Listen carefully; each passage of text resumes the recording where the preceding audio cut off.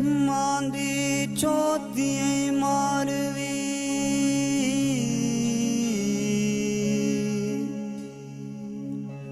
ओ तुझो अलग आहे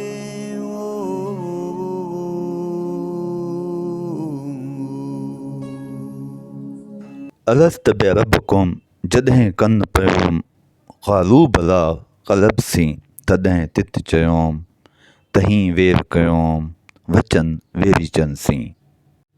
हक़ मौजूद दोस्तो, थर यात्रा जे चौथे वीडियो में अव्हां खे भली कार चवां पियो। आउं आहियां मज़हर अली दूतियो ऐं अॼु पाण हलंदासीं मारवी जे ॻोठ भालवा ऐं उते ॾिसंदासीं मारवी जो खूह जिथां उन वक़्त जे बादशाह उमर सूमरो मारवी खे खंभे खणी वियो हो। भालवा ॻोठ वञण लाइ असां सुबुह जो सवेर मिठी शहर मां निकितासीं।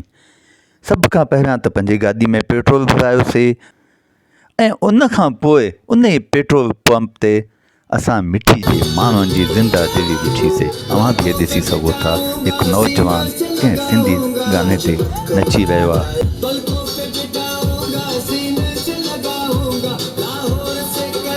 दोस्तो, हिन वक़्तु असां मिठी शहर मां निकिरी रहिया आहियूं ऐं नगरपारकर जे रोड ते अची विया आहियूं। हीअ रोड असांखे भालवा ॻोठ वठी वेंदो जिते आहे मारवी। उहा मारवी जेका थर ॼाई थारीली हुई, भिटनि भरजाई पखनि ऐं पहाड़नि में वधी थी, जंहिंजे अॻियां महलनि जूं मौजूं ऐश इशरत सहज सवलायूं ग़िलम गालीचा अतर अंबीर भखमल बाफ्ता ऐं ॿियूं सहूलियतूं कुझु बि न हुयूं, पर उन जी मोहबत हुई त पंहिंजे ॻोठ सां हुई, पंहिंजे मारूरनि सां हुई, पंहिंजे मलीर सां हुई, पंहिंजनि सां हुई, पंहिंजी धरती सां हुई, पंहिंजे वतन सां हुई। ऐं तॾहिं मारवी उमरकोट में तमामु घणे सहूलियतुनि जे बावजूदि बि चयो, इहो न मारुनि रीत जीअं सेन मटाइनि सोन ते, अची उमरकोट में कंदसि कान कुरीत, पखनि जी प्रीत मारीअ सी न मटियां। दोस्तो, असां नगरपारकर रोड खां भालवा ॻोठ वारे रोड ते अची विया आहियूं। हीअ रोड को घणो सुठो त ठहियल न आहे, टुटल फुटल आहे, पर पोइ बि सही आहे, हिकु रोड त आहे ऐं असां आसानी सां भालवा ॻोठ पहुची वेंदासीं। भालवा ॻोठ जे रोड जे ॿिन्ही पासनि ते ॾाढो बहितरीनु को माहौल आहे। सावक आहे, वण आहिनि, ॿूटा आहिनि, चौणा आहिनि, किथे पका घर आहिनि त किथे कचा घर आहिनि।